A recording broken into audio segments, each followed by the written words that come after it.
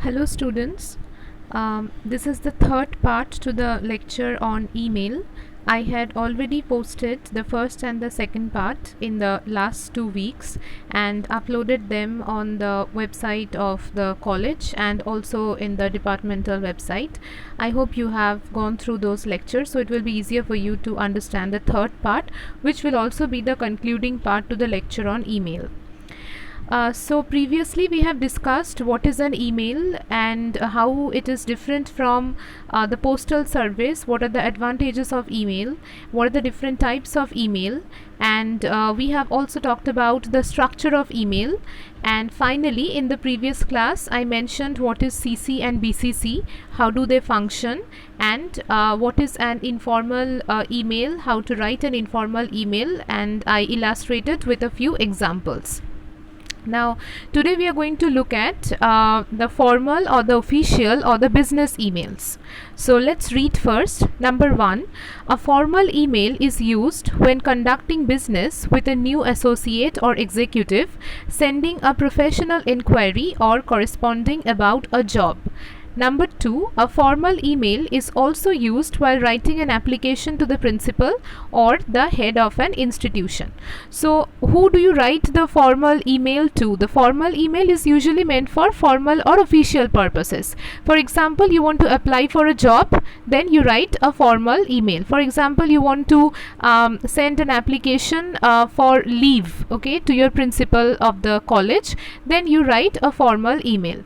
Again, if you have to write a mail to your boss or to your colleague or to the business executive, whenever it's something which is serious, whenever it's something that is official, you take the help of the formal emails. Number 3, the writing style is similar to how you write a formal letter. So this is something I have mentioned time and again, that there is not much difference between a letter and an email except for the address. Only the address is different in case of letter and email, and also the format. But if we consider the body of the email, আমরা যদি একটা ইমেলের body বা main content আর একটা লেটারের main content দেখি, সেটার মধ্যে খুব একটা পার্থক্য নেই। তাহলে এই যে ফর্মাল লেটারের যে টেকনিকটা হয়, ফর্মাল লেটার লেখার জন্য যা যা রুলস অ্যান্ড রেগুলেশনস আমরা ব্যবহার করি, যেটা তোমরা ছোটোবেলা থেকেই শিখে এসেছো, সেম জিনিস অ্যাপ্লাই হবে একটা ফর্মাল ইমেলের জন্য। যেটা আমরা কেন লিখছি, কোনো একটা অফিসিয়াল পারপাসের জন্য, জব অ্যাপ্লিকেশনের জন্য, বিজনেস পারপাসের জন্য, and so on. Number 4, it follows the same logic of the usual email when it comes to mentioning the address, date, time, subject and so on. তাহলে একটা ফর্মাল ইমেল লেখার জন্য যে ফরম্যাটটা হবে, that is similar to the usual format of the email. একটা ইমেলের যা যা ফরম্যাট হয়, যেটা আমরা প্রথম দুটো ক্লাসে করেছি, ফার্স্টে টু থাকে, where you write the address of the receiver যাকে লিখছো, তারপরে ফ্রম থাকে, which is the address of the sender, your address, the person who is sending the mail, tar email address. Then we have CC, BCC at times, we have date and time, we have subject, and then we start the mail.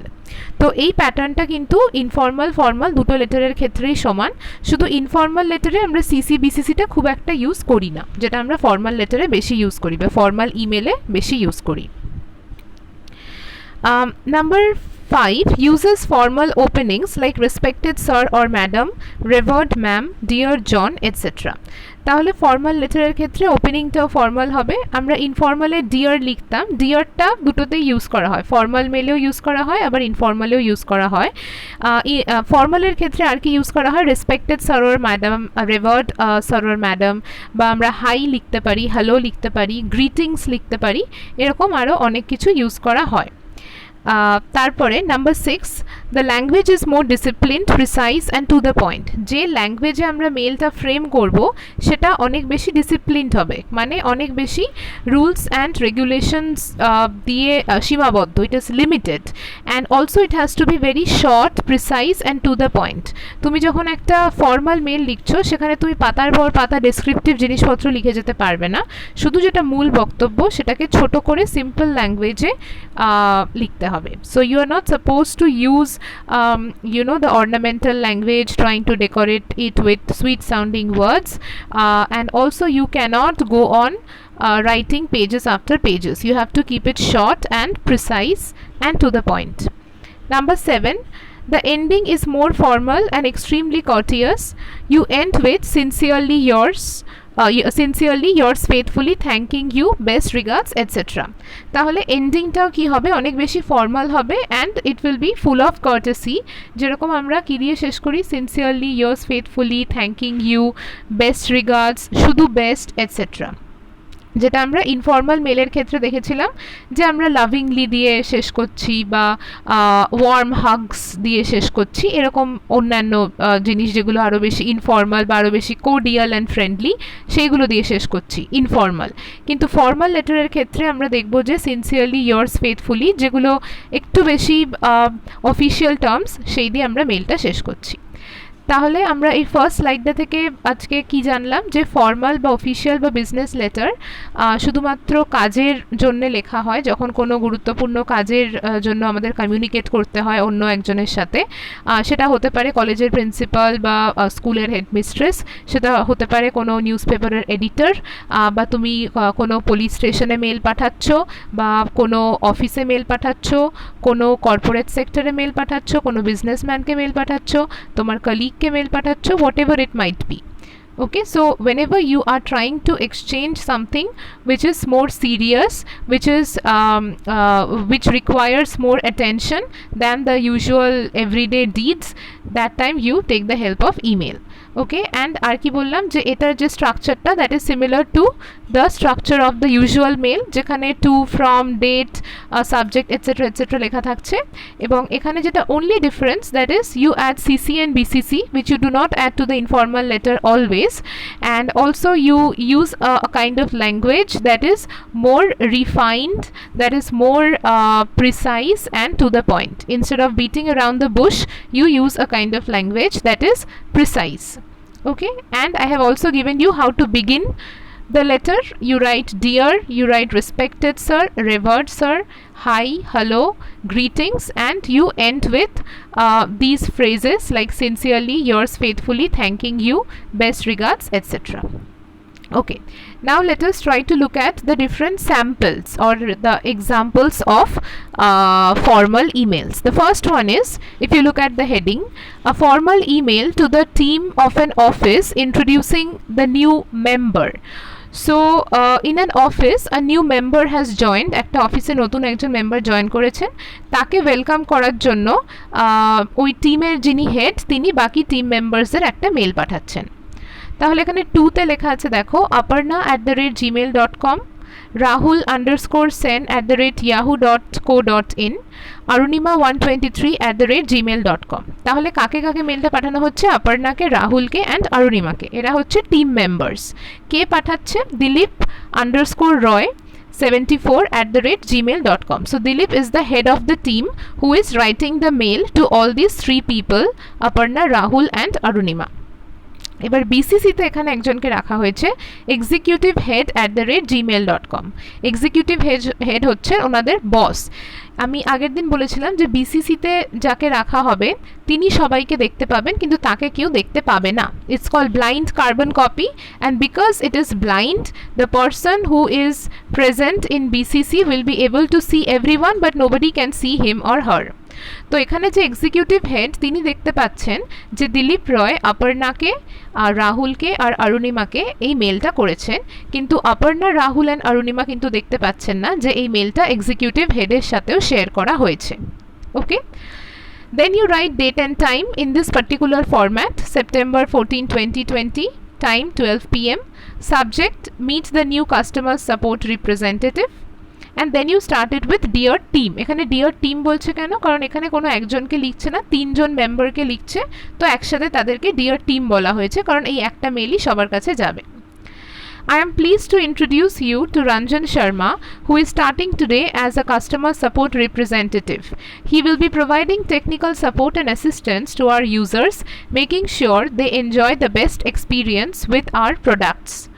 Feel free to greet Ranjan Sharma in person and congratulate him with the new role. তাহলে কি বলছে যে Ranjan Sharma is the name of the person who has joined the office, এবং তিনি কোন পোস্টে join করেছেন? as a customer support representative. তো এই যে দিলীপ রয় হু ইজ দ্য হেড, তিনি কি বলছেন যে ইনি এসেছেন এই পার্টিকুলার পোস্টে আমাদের কোম্পানি জয়েন করেছেন এবং উনি টেকনিক্যাল সাপোর্ট অ্যান্ড অ্যাসিস্ট্যান্স দেবেন আমাদের কাস্টমার্সদের বা আমাদের যারা আমাদের প্রোডাক্ট নেয় কেনে, এবং বাকিদেরকে জানানো হচ্ছে যে তারা যেন রঞ্জন শর্মার সাথে যখন দেখা হয় অফিসে তাকে যেন ওয়েলকাম করে এবং কনগ্র্যাচুলেট করে এই নতুন জবটা জয়েন করার জন্য। Okay, so this is basically the content of the mail. Then you see the conclusion, best regards Dilip Roy. এর পরে যেটা লিখেছি সেটাকে বলা হয় virtual card. If you remember your first lecture, I had used this term virtual card. Virtual card মানে হচ্ছে যিনি মেলটা পাঠাচ্ছেন তার ডিটেলসটা অটোমেটিক্যালি অ্যাড হয়ে যাবে ওনার নামের পরে। সেই ডিটেলসে কি কি থাকবে, উনি কোন পজিশনে বা কোন ডেজিগনেশনে কাজ করেন, এখানে যেরকম দিলীপ রয় লেখা আছে junior executive. Next Alphaville company New Delhi, কোন কোম্পানিতে কাজ করেন তার নাম এবং contact number. Okay, so this is the virtual card which is automatically generated after the name of the person who is writing the mail, এবং এটা ইউজুয়ালি বিজনেস লেটার্স বা অফিসিয়াল লেটার্সের ক্ষেত্রে থাকে, অতটাও বেশি ইনফর্মাল লেটার্সের ক্ষেত্রে থাকে না। So this was basically the first sample of the formal email where a person is writing a mail to 3 other people যারা একই টিমে কাজ করেন এবং বিসিসিতে রাখছে এক্সিকিউটিভ হেডকে, যিনি পুরো ব্যাপারটা দেখতে পাচ্ছেন কিন্তু তাকে কেউ দেখতে পাচ্ছে না। তারপর date and time, subject, you writing the body of the mail and you end with best regards Dilip Roy and then the virtual card which is basically his designation, the name of the company and the contact number. Now let us look at another example. Write a formal email to your boss requesting a vacation leave. মানে তোমার বসকে একটা mail লেখো কিসের জন্য, যে তুমি ভ্যাকেশনে যেতে চাও সেই ছুটি চেয়ে একটা মেল লেখো। তো এখানে টু লিখেছি triparnaroy@gmail.com. So Triparna Roy is the name of my boss. From ananya123@gmail.com, যে মেলটা লিখছে। CC swata65@gmail.com, shubham@yahoo.com। তাহলে এখানে আগের মেলটাতে আমরা দেখলাম যে আমরা বিসিসি ইউজ করেছি, এই মেলটাতে আমরা সিসি ইউজ করছি। সিসি মানে হচ্ছে কার্বন কপি, আর সিসির কি ফাংশন বলেছিলাম যে সিসিতে যাদেরকে রাখা হবে তারা সবাই একে অপরকে দেখতে পাবে, মানে একটাই মেল যখন অনেকজনকে একসাথে পাঠানো হচ্ছে তখন টুতে যে প্রধান ব্যক্তি তার নামটা লেখা হচ্ছে এবং সিসিতে বাকিদের নাম লেখা হচ্ছে যারাও তুমি চাও যেন এই মেলটা সম্পর্কে জানতে পারে বা অবগত থাকে। Then you write date and time which is September 3rd, 2020 and the time is 10 a.m. Subject vacation request for September. Now this is the content of the mail. Dear Miss Triparna, I would like to request a vacation from Monday September 9th till Friday September 13th. তাহলে আমি সেপ্টেম্বরের 9 তারিখ থেকে সেপ্টেম্বরের 13 তারিখ অবধি ভ্যাকেশনে যাওয়ার জন্য লিভ চাইছি। I'll make sure to complete all my current projects and pending tasks in advance before the vacation. My colleagues Swata and Shubham will cover my responsibilities during my absence. Looking forward to your approval. Sincerely, Ananya. তাহলে এখানে কি বলা হলো যে আমি যাওয়ার আগে বা আমি ভ্যাকেশনে যাওয়ার আগে আমার যা যা প্রজেক্ট আছে সেগুলো সব আমি শেষ করে যাব, 1 নম্বর। 2 নম্বর হচ্ছে আমার যে দুজন কলিগ আছে আমার সাথে যারা কাজ করেন স্বাতা এবং শুভম, তারা কি করবে আমার অ্যাবসেন্সে আমার যে কাজগুলো থাকে সেগুলো তারা করে দেবে, অর্থাৎ আমার রেসপন্সিবিলিটিটা তারা কভার করে দেবে আমার অ্যাবসেন্সে। এবং এই কারণেই সিসিতে এদের দুজনের নামটা রাখা হয়েছে স্বাতা এবং শুভম, কারণ অবভিয়াসলি ভ্যাকেশনে যাওয়ার আগে যখন এই ডিসিশনটা নিয়েছো তখন নিশ্চয়ই গিয়ে স্বাতা অ্যান্ড শুভমের সাথে কথা বলা হয়েছে যে আমি ভ্যাকেশনে যাচ্ছি, আমার অ্যাবসেন্সে তোমরা কাজটা ম্যানেজ করে দিও। কিন্তু তাও অফিসিয়ালি যখন Triparna who is the boss তাকে জানানো হচ্ছে তখন কি হচ্ছে সিসিতে স্বাতা অ্যান্ড শুভমকেও রাখা হচ্ছে, যাতে করে এটা ত্রিপর্ণাকেও জানানো হলো যে Swata and Shubham they are aware of the fact, এবং স্বাতা আর শুভমকেও দেখানো হলো যে এই মেলটা আমরা বসকে ফরওয়ার্ড করেছি। ঠিক আছে, তারপরে এখানে এন্ড করেছি সিনসিয়ারলি অনন্যা দিয়ে, কিন্তু এখানে চাইলে পুরো নাম লিখে ভার্চুয়াল কার্ডটাও অ্যাড করা যাবে, যে আমি এখানে কি পজিশনে কাজ করি, কি কোম্পানির নাম, আমার কন্ট্যাক্ট নাম্বার কি, সেটা অ্যাড করা যাবে।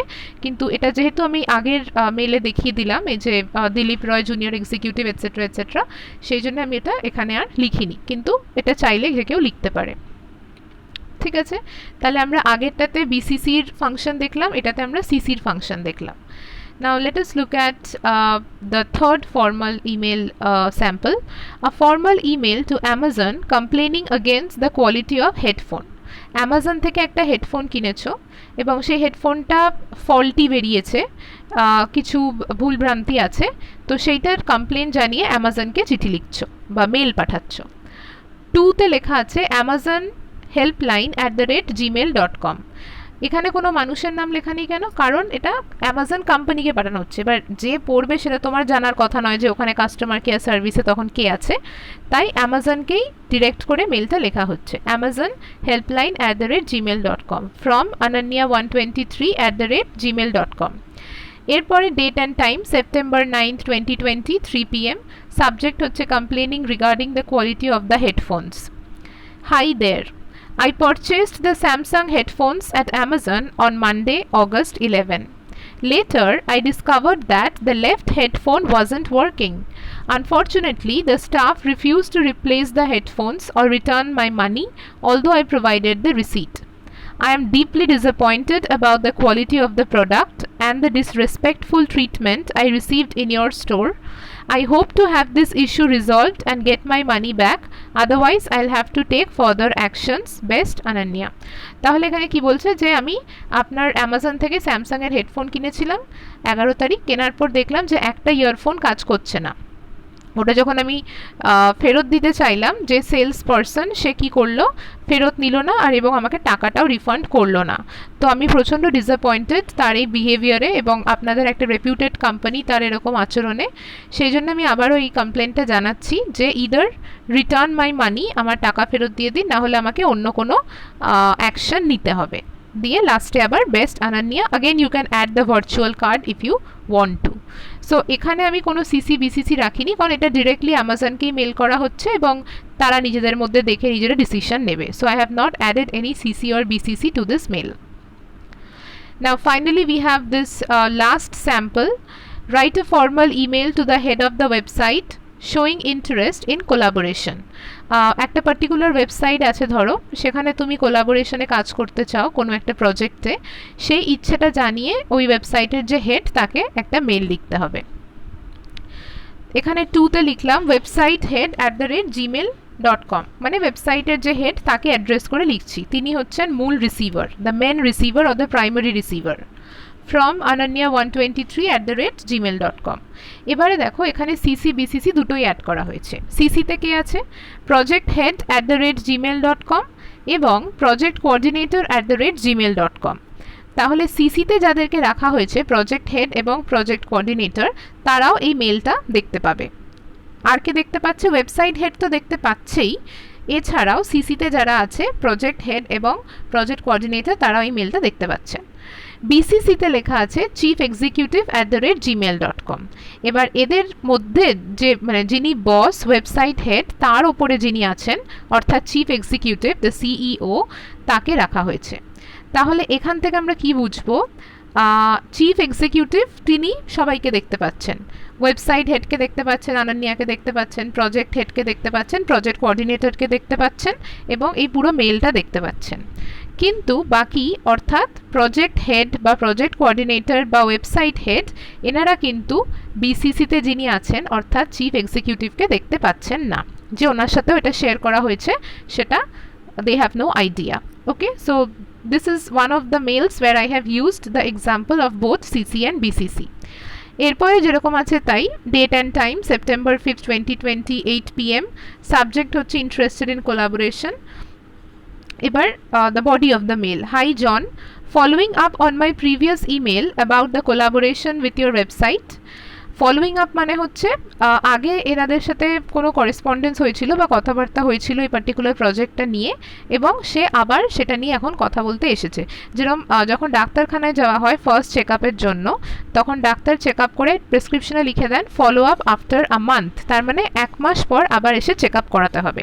So that's how you follow up, তার মানে আগে এটা নিয়ে কথা হয়েছে এবং এখন আবার সেকেন্ড টাইম কথা হচ্ছে এই প্রজেক্টটা নিয়ে। I am still interested in writing a guest post about the best UX practices for sports apps.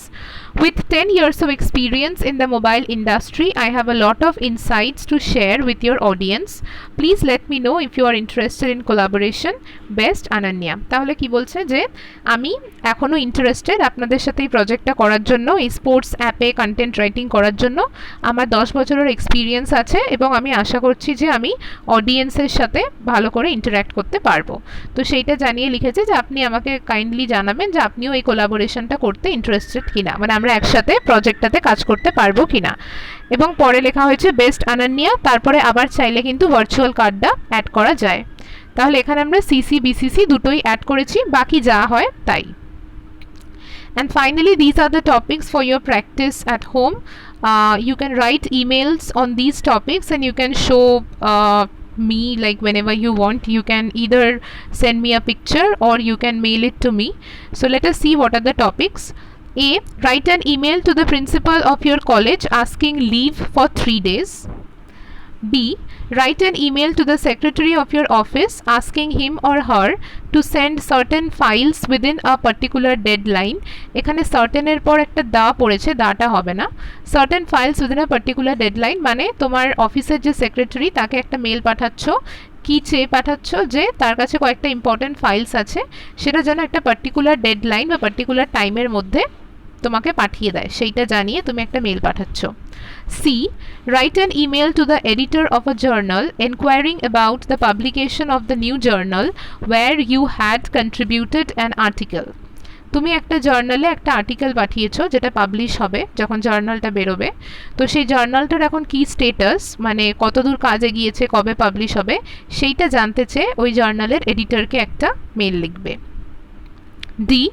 Write an email to the head of an institution applying for the post of a guest lecturer with reference to the advertisement in the newspaper. মানে নিউজপেপারে, খবরের কাগজে একটা বিজ্ঞাপন বেরিয়েছিল guest lecturer চেয়ে কোনো একটা কলেজে, সেটাতে তুমি অ্যাপ্লাই করতে চাও এবং সেই অ্যাপ্লিকেশন লেটারটা মানে অ্যাপ্লিকেশন ইমেলটা লিখবে ওই ইনস্টিটিউটের যে হেড তাকে অ্যাড্রেস করে। And finally, number E, write an email to your colleague sharing the draft of the lesson plans for the upcoming academic year. Upcoming academic year মানে যে নতুন শিক্ষাবর্ষ শুরু হতে চলেছে, এবং সেটা যখন শুরু হয় টিচাররা তখন লেসন প্ল্যানস বানায় যে কী সিলেবাস হবে, কোনটা কে পড়াবে, কার কী অ্যাসাইনমেন্ট। তো সেইটার একটা ড্রাফট তুমি বানিয়েছো এবং সেটা তুমি তোমার বাকি যে কলিগস, বাকি টিচারদের সাথে শেয়ার করছো, সেইটা একটা কলিগকে পাঠিয়ে ইমেল লিখবে। এবং এইখানে কিন্তু সিসিটা বিসিসিটা ইউজ করতে হবে, কারণ সিসিতে এখানে তুমি বাকি কলিগদের নাম লিখবে, বিসিসিতে হয়তো হেডের নাম লিখলে, এবং এইভাবে এটা হবে। তো these are the topics which you can practice at home following the similar pattern, following the similar structure that I have shared with you in the previous slides, and I had also given you some topics from informal mails. You can write them as well. তোমরা ইন্টারনেটেও দেখতে পারো, অনেক sample পাবে, কিন্তু basic স্ট্রাকচারটা follow করো যেটা আমি শেখালাম। আর এরপরে যদি কোনো অসুবিধা থাকে বা কোয়েরি থাকে, you can always contact me. তো এটাই মোটামুটি ইমেল নিয়ে এই 3টে লেকচার শুড বি ইনাফ। তোমরা যখন পড়বে বা যখন ইমেলটা নিয়ে তোমরা বসবে তখন লেকচার 1, লেকচার 2 আর লেকচার 3 তিনটে পরপর শুনে নিও, আশা করি অসুবিধা হবে না। তাও যদি প্রবলেম থাকে then you can always send me a message or email me. আর এই টপিকগুলো পার্টিকুলারলি প্র্যাকটিস করবে। বডিটা তো ইম্পর্ট্যান্ট, বিকজ বডিটা তোমরা এমনি লেটার রাইটিংয়েও শিখেছো, কিন্তু তার থেকেও যেটা বেশি ইম্পর্ট্যান্ট, যেটা শিখতে হবে বা নতুন করে শিখলে, সেটা হচ্ছে এই প্যাটার্নটা, to, from, CC, BCC, date and time, এইগুলো হচ্ছে নতুন। এবং এগুলো এমন কিছুই নয়, জাস্ট 2-3টে point which if you practice once or twice you'll be able to write an email. So thank you everyone for listening to this video. Have a good day.